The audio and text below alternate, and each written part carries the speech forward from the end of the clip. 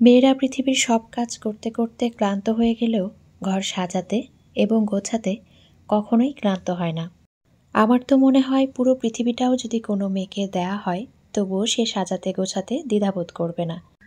আর এই জন্যই হয়তোবা সৃষ্টিকর্তা একটা সংসারের দায়িত্ব একটা মেয়েকেই দিয়েছেন।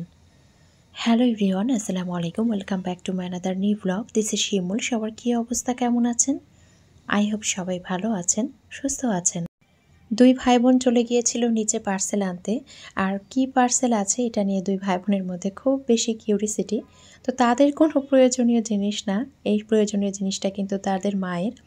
তো এখানে কি আছে সেটা আপনাদের সামনে এখন ওপেন করব আর আপনাদের সাথে শেয়ার করব। প্রতিটা মেয়ের মধ্যেই ছোট ছোট কিছু আশা, ছোট ছোট কিছু স্বপ্ন থাকে। আর এই স্বপ্নগুলো বাস্তবায়ন করার দায়িত্ব কিন্তু সম্পূর্ণই নিজের। নিজের শ্রম, নিজের মেধা, সেই সাথে সৃষ্টিকর্তার ইচ্ছার কিন্তু আমরা সামনের দিকে এগিয়ে যেতে পারি। তবে আমাদের আশেপাশের মানুষগুলো যদি আমাদের হাতটা একটু ধরে তাহলে কিন্তু আমাদের পথ চলাটা অনেকটাই সহজ হয়ে যায়। তো যারা এই মুহূর্তে আমার ভিডিওটি দেখা শুরু করেছেন তারা প্লিজ একটা লাইক দিয়ে ভিডিওটি কন্টিনিউ করবেন। আর যারা আমার চ্যানেলটি আজকে নতুন ভিজিট করছেন, যদি আমার ভিডিওটি ভালো লেগে থাকে তাহলে আমার চ্যানেলটি সাবস্ক্রাইব করে আমার সঙ্গে থাকতে পারেন। তো এই যে সুন্দর সুন্দর কুরুশের তৈরি পণ্যগুলো, এই জিনিসগুলো কিন্তু এসেছে আমাদের ইউটিউবার আপু লাইভ উইথ নাহার চ্যানেলের নাহার আপুর কাছ থেকে। আপুর চ্যানেলে আমি প্রায় দেখি আপু এত সুন্দর সুন্দর চমৎকার কিছু জিনিস তৈরি করে। তো কয়েকদিন ধরে ইচ্ছে ছিল যে আপুর কাছ থেকে কিছু প্রোডাক্ট আমি নিব। তো আপুকে আমি কিছু ছবি পাঠাই আর বলি যে আপু তুমি এগুলো আমাকে তৈরি করে দিতে পারবে কি না। তো আপু বললো হ্যাঁ আপু আমি পারবো। তো আমি এখানে টোটাল 6টা ম্যাট অর্ডার করেছিলাম, সেই সাথে এখানে 4টা পর্দা বন্ধনী অর্ডার করেছি। তো এখানে ছিল 2টা সূর্যমুখী আর 2টা হচ্ছে গোলাপের। আর এই যে ম্যাটগুলো দেখেন এত কিউট, এত কিউট, খুব ভালো লাগছিল, একদম ইজানের মতো। ছোট ছোট জিনিস দেখতেই কিন্তু অনেক কিউট লাগে। আর এইখানে ইজানকে দেখেন সব কিছু গলার মধ্যে ঝুলিয়ে নিচ্ছে, মাশাআল্লাহ এত কিউট লাগছিল।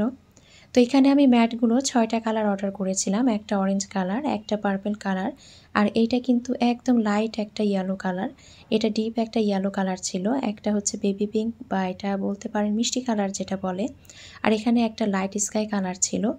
আর এই যে এটা কিন্তু আপু আমাকে গিফট পাঠিয়েছে, যদিও আমি আপুকে খুব বকাঝকা করেছি কেন পাঠিয়েছে। তো ম্যাটগুলো পার পিস নিয়েছে আপু মাত্র 50 টাকা। আমি খুবই অবাক হয়েছি এত কম দামে। পর্দা বন্ধনী আমি টোটাল 4 পিস নিয়েছিলাম, তার মধ্যে এই যে গোলাপ ফুলের যেটা ছিল সেটা কিন্তু পার পিস ছিল 100 টাকা করে, আর সূর্যমুখী ফুলের যেটা ছিল সেটা ছিল পার পিস 200 টাকা। তো আমার কাছে খুব কম মনে হয়েছে, কারণ সূর্যমুখীটা কিন্তু অনেক গর্জিয়াস ছিল। দেখেন এত সুন্দর, একটাতেই কিন্তু 3টা করে ফুল, সেই সাথে কাজগুলো তো মাশাআল্লাহ। তো এই যে আলো ছায়ার একটা খেলা শীতের সকালে, তার মধ্যে আপুর হাতের সুন্দর সুন্দর কাজের কিছু জিনিস আমার কাছে এত বেশি ভালো লাগছিল, মাশাআল্লাহ এত সুন্দর কালারফুল সব কিছু।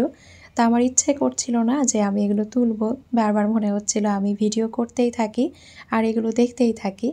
তো এই যে ছোট ছোট ব্যাটগুলো, এগুলো সাধারণত আমরা যে গ্লাসে পানি খাই কিংবা চা খাই, এগুলো কিন্তু দেখা যায় যে অনেক সময় আমরা বেডের উপরে রেখে দিই। তো এই ম্যাটগুলো থাকলে কিন্তু অনেক সুবিধা হয়, বেডের উপরে দেখা যায় যে খুব একটা দাগ পড়ে না। তো চলেন এখন আপনাদের সাথে গল্প করতে করতে এই পর্দা বন্ধনী দিয়ে আমার রুমটা সুন্দর করে সাজিয়ে নিই। তো আমরা যারা ইউটিউবে কাজ করি দেখা যায় একজন আরেকজনের ভিডিওতে কমেন্ট করি, মনে হয় আমরা একজন আরেকজনের পাশেই আছি, এত আন্তরিকতা লাগে। তো স্বাভাবিকভাবেই যখন তাদের হাতের ছোঁয়াগুলো আমাদের বাসায় এসে পৌঁছায় তখন কিন্তু খুব বেশি ভালো লাগে। কিভাবে প্রশংসা করব আমি জানি না, তবে এই সূর্যমুখী ফুলের সৌন্দর্যটা আমার পর্দার সৌন্দর্য অনেক গুণে বাড়িয়ে দিয়েছে। তবে এই ফুলগুলো কিন্তু হাত দিয়ে দিয়ে ছাড়াতে হবে, আমি আসলে তেমন একটা সময় পাইনি, পরে ছাড়িয়ে নিয়েছিলাম। তো অসম্ভব রকমের সুন্দর লাগছিল, বারবার ইচ্ছে করছিল তাকিয়েই থাকি। তো এবার হচ্ছে আমার জানালার যে পর্দাটা আছে তার জন্য আমি যে গোলাপ ফুলের পর্দা বন্ধনীটা আছে সেটাই কিন্তু বেছে নিয়েছি। আমি যখন আপুকে অর্ডার করেছিলাম তখন কিন্তু আমি ভেবেই নিয়েছিলাম যে কোন পর্দা বন্ধনীটা আমি কোথায় ইউজ করব। তো এগুলো মূলত আমার অনেক দিনের ইচ্ছা ছিল যে আমি এগুলো বানিয়ে নেব। তো যখন সময় সুযোগ পেলাম তখন আপুর কাছ থেকেই নিলাম। তো আমার ঘরটা এখন দেখতে কেমন লাগছে আপনারা কিন্তু অবশ্যই কমেন্ট করে জানাবেন। আর এই সুন্দর হাতের কাজের জিনিসগুলো পেতে হলে অবশ্যই কিন্তু ফেসবুক পেজ কুরুশের তৈরি পণ্যতে যাবেন, অথবা আপনার ইউটিউব চ্যানেল লাইফ উইথ নাহারে গেলে কিন্তু নাহার আপুর হাতের কাজগুলো দেখতে পাবেন। নাহার আপু, তোমাকে অসংখ্য অসংখ্য ধন্যবাদ যে তুমি আমার মনের আশাটা পূরণ করেছো। একদম আমার মনের মতো করে সব কিছু বানিয়ে দিয়েছো। মাশাল্লাহ মাশাল্লাহ। তোমার জন্য অনেক দোয়া রইল আপু, তুমি যেন অনেক দূর এগিয়ে যেতে পারো। আমার কাছে মনে হয়েছে আমি যদি নাহার আপুর পথ চলার একটা ছোট সঙ্গী হতে পারি, তাহলে আমার কাছে অনেক বেশি ভালো লাগবে। ঘর সাজাতে সাজাতে আমরা মেয়েরা কখনোই ক্লান্ত হব না। তবে শুধু ঘর সাজালে তো হবে না, কিচেনটাও সাজাতে হবে। তো এখানে কিছু বাজার ছিল, আসলে এখন দেখা যায় একবারেই বাজারগুলো সবসময় করা হয় না। তো এই যে আটা এবং ময়দাটা শেষ হয়ে গিয়েছিল, তো সেটাই আনা হয়েছে। আর সকাল সকাল উঠে কিন্তু আজকে আমি আমার এই যে মশলার জারগুলো, এগুলো কিন্তু খুব সুন্দর করে আমি ক্লিন করে নিয়েছি। তো এগুলো পানি ঝরানোর পরে আমি মুছেও রেখেছি। এখন যেখানে যেটা ছিল সেটা কিন্তু এভাবে রিফিল করে নিব। এই সাদা জার দুটোতে আমি মূলত শুকনো মরিচ আর একটাতে হচ্ছে তেজপাতা রাখি। তো একবার আমি লবণ রেখেছিলাম, কেন যেন আমার কাছে মনে হয়েছে ওটা একদম জমাট বেঁধে যায়, এই জন্য আমি আর পরবর্তীতে রাখিনি। তো এটা শুধুমাত্র আমার সাথে হয়েছে কিনা আমি জানি না। তো এই জন্য আমি শুকনো জিনিসগুলোই রাখার চেষ্টা করি। তো লবণটাও তো শুকনো, কিন্তু কেন জানি না আসলে লবণটা জমাট বেঁধে গিয়েছিল। এরপরে আমি এখানে তেজপাতাগুলো খুব সুন্দর করে ক্লিন করে নিয়েছি, যে ময়লাগুলো ছিল সেগুলো ফেলে দিয়েছি আর একটু সুন্দর করে প্রসেস করে নিয়েছি। এখন একটু সুন্দর করে জারে রেখে দেব। গত পরশুদিন আমার একটা ফোন আসে। তো ফোন দেওয়ার পরে আপু বলে যে আপু, আপনার ভিডিওতে আপনি মাঝে মাঝেই সালমা আপু বলেন। তো আমার বাচ্চারা কিন্তু একদম মনে করে যে আপনি আমার নাম বলছেন, কারণ আমার নামও সালমা। তো কথাটা শুনে আমি খুব মজা পেয়েছি যে যাক, তারপরে তো বাচ্চারা মনে করে যে আমি আপনার নাম নিয়েছি। তো আপু একটা কথা বলেছে, আমার খুব মজা লেগেছে, তো আপনাদের সাথে শেয়ার না করে পারছি না। আপু বলছিল যে আপু, আপনার ভিডিও আমার এত ভালো লাগে, অনেক দিন থেকেই আপনার নাম্বারটা আছে কিন্তু আপনাকে ফোন দেওয়ার সাহস পায় না, আপনি কিছু মনে করবেন কি না। তো আপুর একটা কথা শুনে আমি এত হেসেছি, যেটা আসলে আপনাদের সাথে শেয়ার না করে পারছি না। তো আপু বলেছে যে আপু, আপনি একদিন পর পর ভিডিও দিতেন, এত ভালো লাগতো। এখন সপ্তাহে একটা ভিডিও দেন, দেখে মনে হয় ওই যে আমরা আগের যুগে সপ্তাহে একটা সিনেমার জন্য অপেক্ষা করতাম, পূর্ণদৈর্ঘ্য বাংলা ছায়াছবি। তা আপনার ভিডিওগুলো এখন হয়ে গিয়েছে পূর্ণদৈর্ঘ্য বাংলা ছায়াছবি। আমি এত পরিমাণে হেসেছি যে আপু এটা কী বললেন। তো আপু বলল, সত্যি আপু, সপ্তাহে একটা ভিডিও দেন, দেখে মনে হয় যে ওই যে সপ্তাহে একটা সিনেমার জন্য অপেক্ষা করতাম, এখন আপনার একটা ভিডিওর জন্য পুরো সপ্তাহ জুড়ে অপেক্ষা করি। আপুর এই কথাটা এত বেশি মজার ছিল, যেটা আসলে কি বলবো, খুব বেশি এনজয় করেছিলাম। তো আপুর এই কথা শুনে আমি অনেক জোরে জোরে হাসতে শুরু করেছিলাম। তো আপুর কথা শুনে মনে হয়েছে আপু অনেক সহজ সরল মনের একজন মানুষ। তো সালমা আপু, আপনার জন্য অনেক ভালোবাসা রইল আর দোয়া রইল। পরিবার নিয়ে সবসময় ভালো থাকবেন। আপনারা আমাকে প্রায় সময় কিন্তু জিজ্ঞেস করেন এই মশলার জারগুলো আমি কোথা থেকে নিয়েছি। তো এই যে 6 পিচের যে স্পাইস জার বা মশলার জারগুলো, এগুলো কিন্তু আমি যে ফেসবুক পেজ আছে iFairy.com, আপনারা ফেসবুকে গিয়ে iFairy.com নামে সার্চ দিবেন, দেখবেন ওই পেজে কিন্তু অনেক সুন্দর সুন্দর জিনিস আছে এবং ওদের পেজের যে কালেকশনগুলো আমার খুবই ভালো লাগে। বলতে পারেন আমি সব সময় ওদের পেজে কিন্তু চোখ রাখি। তো প্রতিটা প্রোডাক্ট তো আর নেওয়া সম্ভব না, তবে যতটুকু পারি ততটুকু নেওয়ার চেষ্টা করি। তো এরপরে হচ্ছে আমি সব কিছু রিফিল করার পরে কিন্তু মুগ ডালটা রিফিল করছি। এর কারণ হচ্ছে মুগ ডালটা ভাজার পরে আমি ঠান্ডা হতে দিয়েছিলাম। তো ঠান্ডা হওয়ার পরেই কিন্তু আমি এটা ঢেলে নিচ্ছি। কিচেনের কাজ আমার কাছে মনে হয় যে প্রতিটা দিন যদি আমরা ইচ্ছা করি যে হ্যাঁ, কিচেনেই একদম ব্যস্ত থাকবো, সেটা কিন্তু থাকা যাবে। আপনি সকাল থেকে রাত অবধি কিন্তু কিচেনেই আটকে থাকবেন। কারণ এমনিতেই দেখা যায় আমরা যে রান্নাবান্না করি, বাচ্চাদের জন্য খাবার তৈরি করি, দিনের অর্ধেকটার বেশি সময় কিন্তু কিচেনে থাকি। আর তারপরে যদি ক্লিনিংয়ের কাজ করি তাহলে তো কথাই নেই, সেই দিনটাই কিন্তু হয় কিচেনময়। তো যাই হোক, এরপরে কিন্তু আমি হচ্ছে এখন দুপুরের জন্য যে রান্নাবান্না সেটা শুরু করে দিয়েছি। তো এখানে পালং শাক আনা হয়েছিল, আমার একদম খুব পছন্দের শাক। এই শাকটা আমার বাবাও খুব পছন্দ করত। তো আমার বাবার সাথে কিন্তু আমার এবং আমার ভাইয়ার খাওয়া দাওয়ার অনেক মিল আছে। তো আমাদের বাসার মধ্যে শুধুমাত্র আমার মায়ের কিন্তু পালং শাকটা অপছন্দ ছিল। এই সাইডে আমি পালং শাকটা লবণ দিয়ে সেদ্ধ বসিয়ে দিয়েছি আর এদিকে মাছটা লবণ হলুদ দিয়ে ভেজে নিলাম। এটা কাতল মাছ ছিল। আর এইদিকে হচ্ছে মুরগির মাংসটা আমি সব মশলা দিয়ে কিন্তু মাখিয়ে রেখেছিলাম। মুরগির মাংসটা আজকে আমি হাতে মাখিয়েই রান্না করব। আর এদিকে কিন্তু পালং শাকে এই যে একদম কিন্তু কড়াই ভর্তি পানি বের হয়েছে। পালং শাকটা সেদ্ধ হয়ে গিয়েছে, এখন এটা আমি তেলে দিয়ে দিব। তো তার জন্য আমি এখানে তেলের মধ্যে রসুন কুচি, পেঁয়াজ কুচি এবং সেই সাথে কিন্তু মরিচ ফালি দিয়েছি। এগুলো একটু হালকা ভাজা হয়ে গেলে এখানে আমি আদা রসুন একটু বাটা দিব অল্প পরিমাণে, এরপরে হলুদের গুঁড়া দিব, আবার সব কিছু নেড়ে চেড়ে কিছুটা চিংড়ি মাছ দিব, তারপরে হচ্ছে পালং শাকটা দিয়ে দিব। তো এইভাবে পালং শাক খেতে আমার খুব ভালো লাগে। আসলে পালং শাকটা আমি খিচুড়ি বলেন, সবজির মধ্যে বলেন, আমি কিন্তু শীতকালে অনেক কিছুর মধ্যে দিয়েই খাই। আবার মাঝে মাঝে কিন্তু আমি মাছের মধ্যেও দিয়ে দিই, আমার খুব ভালো লাগে। তো আসলে পালং শাকটা আমার কাছে ধনিয়া পাতার মতো মনে হয় যে সব কিছুর সাথেই আর কি মানায়। এই যে পাকোড়ার মধ্যেও কিন্তু পালং শাকটা খুব ভালো লাগে।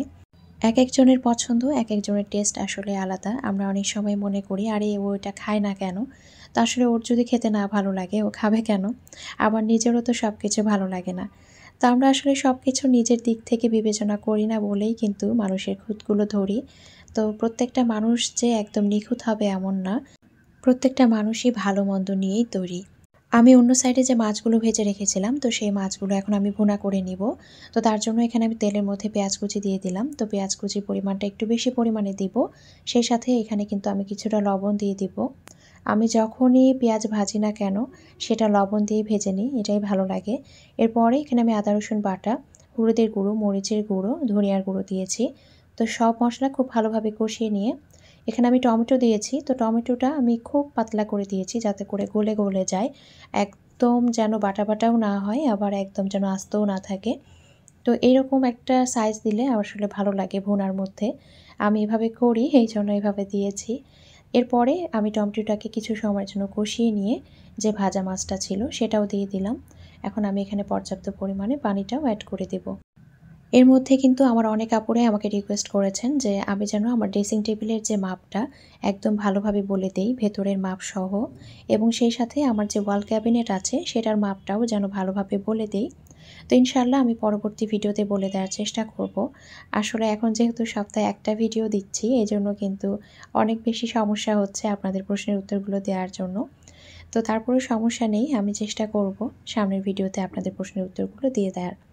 তো এখানে হচ্ছে মাছ ভুনাটা কিন্তু প্রায় হয়ে এসেছে। শেষ পর্যায়ে এখানে ধনিয়া পাতা আর সেই সাথে হচ্ছে কিছু আস্ত কাঁচামরিচ দিয়ে দিয়েছি। আর এখন এটাকে আমি নামিয়ে নিব। আজকের মাছ ভুনাটা কিন্তু একদম বেস্ট ছিল। অনেকদিন পর এরকম একটা মাছ ভুনা করেছি। দেখতে যেমন লোভনীয় ছিল, মাশাআল্লাহ খেতেও কিন্তু খুব টেস্ট হয়েছিল। আর অন্য সাইডে যে পালং শাকটা সেটাও কিন্তু খেতে খুব টেস্ট হয়েছিল। তো এখন এই ২টা তরকারি কিন্তু হয়ে গিয়েছে। ওইদিকে কিন্তু মাংসটাও হয়ে গিয়েছে। এখন ভাতটা বসিয়ে দিব। তো দুপুরে খাবারটা আমরা চেষ্টা করি একসাথে খাওয়ার জন্য। আমরা সবাই মিলে টেবিলে বসে খাই। এটা শিখেছি আমার ফ্যামিলি থেকেই। আমার বাবা কিন্তু সবসময় টেবিলে সবাইকে নিয়ে বসে খেতেন। কখনো কিন্তু ঘরে খেতে দিতেন না। তো এটা আসলে বলতে পারেন আমার পারিবারিক একটা শিক্ষা। তো সেই শিক্ষাটা কিন্তু আমি আমার পরিবারকেও দিচ্ছি। তো এর মধ্যে দিয়ে কিন্তু আমাদের দুপুরে খাওয়া-দাওয়া হয়ে গিয়েছে। তো গত ভিডিওতে আমি আপনাদেরকে বলেছিলাম যে আমি বাচ্চাদেরকে দুধের সাথে একটা জিনিস মিশিয়ে খাওয়াই। তো আমার অনেক আপুরাই কিন্তু অনেক কমেন্ট করেছেন। কেউ বলেছেন সেরেলাক্স, কেউ বলেছেন হরলিক্স। তো এটাই আমি বানিয়ে রাখবো তাই বলেছিলেন। তো আজকে আপনাদেরকে দেখাই যে আমি দুধের মধ্যে আসলে বাচ্চাদেরকে কি দিয়ে খাওয়াই। তো এখানে কিছুটা আমি কাঠবাদাম নিলাম। আমি একটা সময় বাসায় হোমমেড সেরেলাকটা বানাতাম। তবে আমি মূলত ২ বছর পর্যন্তই সেরেলাকটা খাইয়েছিলাম ইজানকে। এরপরে কিন্তু আর খাওয়াইনি। আর তার পরবর্তীতে এই যে কাঠবাদামটা, এটা কিন্তু আমি হাত দিয়ে, আপনারা যদি এভাবে ক্লিন করেন বা কাপড় দিয়ে খুব সুন্দর করে কিন্তু ক্লিন করে ফেলতে পারেন। তো আমি কাপড় দিয়ে মুছে নিয়েছি। তো আমি এখানে মূলত ১৫ থেকে ২০টার মতো কাঠবাদাম নিয়েছি। এরপরে সবগুলোকে খুব সুন্দর করে ব্লেন্ড করে নিব। তো ব্লেন্ড করে নেওয়ার পরে যে মিশ্রণটা হবে সেটা আমি একটা কাঁচের জারে রেখে দিব। আর সেটাই মূলত দেখা যায় আমি আমার বাচ্চাদেরকে কিন্তু দুধ খাওয়ার সময় এটা ১ চামচ করে হোক বা হাফ চামচ করে হোক একটু দেওয়ার চেষ্টা করি। যেহেতু কাঠবাদামটা বাচ্চারা এমনিতেই খেতে চায় না, এইজন্য কিন্তু আমি এইভাবে খাওয়াই। তো এইভাবে খাওয়ালে অনেক সময় দেখা যায় বাচ্চারা খেয়ে নেয়। তবে যারা জানেন না তাদের উদ্দেশ্যে বলছি যে কাঠবাদামটা কখনোই কিন্তু, কাঠবাদাম কেন, কোনো বাদামই কিন্তু কখনোই একসাথে ব্লেন্ড করতে যাবেন না। কারণ বাদামের কিন্তু একটা তেল আছে নিজস্ব। তো সেই তেলটা বের হয়ে কিন্তু একদম দেখা যাবে যে লেগে যাবে, তেল বের হয়ে যায়। তো এইজন্য চেষ্টা করবেন অল্প পরিমাণে ব্লেন্ড করতে। তো এইভাবে আমি কাঁচের জারে রেখে দেই। এটা ছিল সন্ধ্যাবেলায়। বাসায় কে এসেছে বলেন তো? বাসায় আমার সবচাইতে প্রিয় মানুষ আমার মা এসেছে। তা আমি অনেক খুশি। অবশেষে আম্মাকে আনতে পেরেছি। অনেক দিন ধরে বলছিলাম যে আমার বাসায় আসো। তো আম্মা কিন্তু একদমই আসতে চাচ্ছিল না। তো আম্মা বলছিল আমি যেন সবাইকে নিয়ে যাই, যেহেতু সারিকার পরীক্ষা শেষ হয়েছে। তো আমি বলেছি, এবার যদি তুমি না আসো আমি কিন্তু একদমই যাব না। তা আম্মা কিন্তু অবশেষে এসেছে আর আমি সত্যি অনেক খুশি। তো এইজন্য কিন্তু খুব ব্যস্ত সময় পার করছি। এখানে আম্মা কলিজা মাংস রান্না করে এনেছে। সেই সাথে এখানে আপনারা অনেকেই হয়তো সেমাই পিঠাই বলেন। তবে আমাদের চাঁপাইনবাবগঞ্জের মানুষেরা এটাকে আঞ্চলিক ভাষায় কিন্তু আইখার ক্ষীর বলে। তো একদম আঞ্চলিক ভাষা এটা। সেই সাথে সজনে শাক, সেই সাথে কিন্তু চাল কুমড়া দিয়ে আম্মা চিংড়ি মাছ দিয়ে রান্না করেছে। চাল, ডাল, আটা। ভাপা পিঠার জন্য যে আটা আনা হয়েছে সেটা কিন্তু সারিকা ফ্রিজে রেখে দিল। তো আজকের ভিডিওটি এখানেই শেষ করছি। দেখা হয়ে যাবে পরবর্তী বৃহস্পতিবারে। ততক্ষণ পর্যন্ত সবাই ভালো থাকবেন, সুস্থ থাকবেন। আমাদের জন্য দোয়া রাখবেন। আল্লাহ হাফেজ।